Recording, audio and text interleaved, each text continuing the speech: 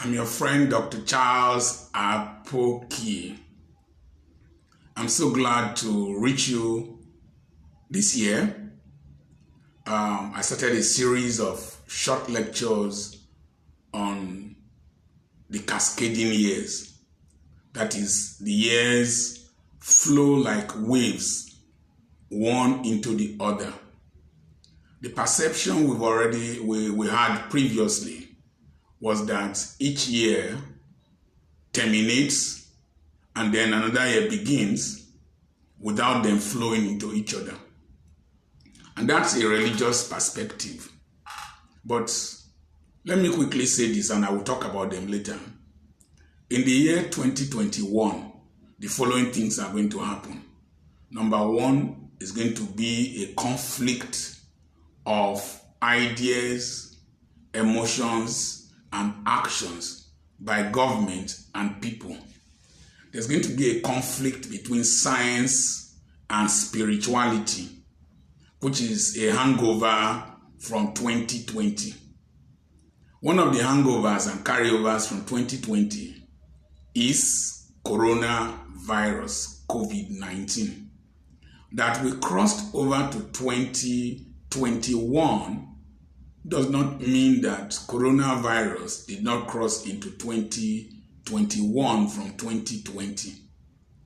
In fact, it became worse off in America, worse off in some countries. And one of the conflicts that is going to happen is the conflict of capacity, competence, and challenges.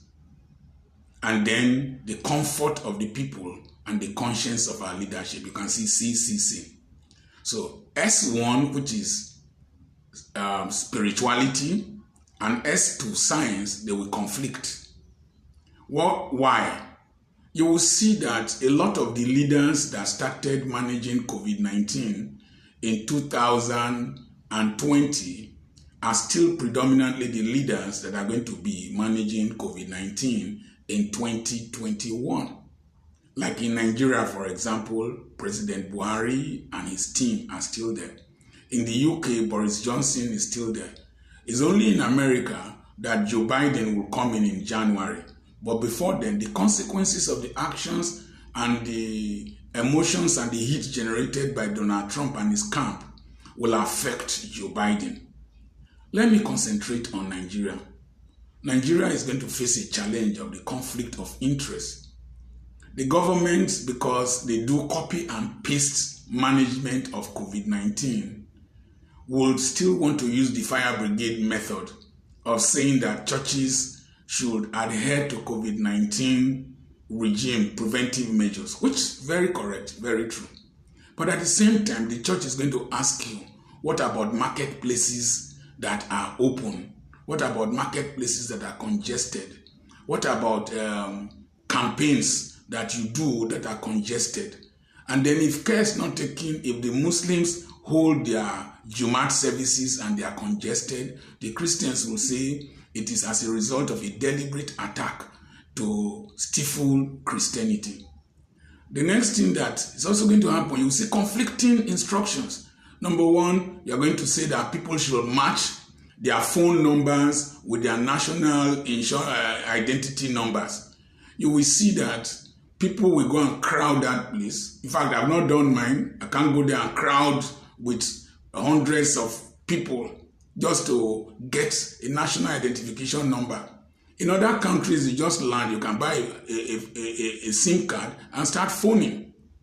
So the government's incompetence in tackling and managing insecurity have made them to come up with this policy of going to get national identification numbers. Meanwhile, we have BVN, we have voter cards number, we register the SIM cards. And the fact is that any person, any citizen from any nation can come into Nigeria and get national identification number with a bribe of 2,000, 20,000, 30,000. Which people can get fake COVID-19 results is a carryover from our stupid attitudes from the previous year. Then you now see that there's a conflict in social distancing, a conflict in avoiding crowded places, and the stipulation to match your national identity number with your SIM card. And then many people will not be able to do it. The resultant effect is that SIMs will be blocked.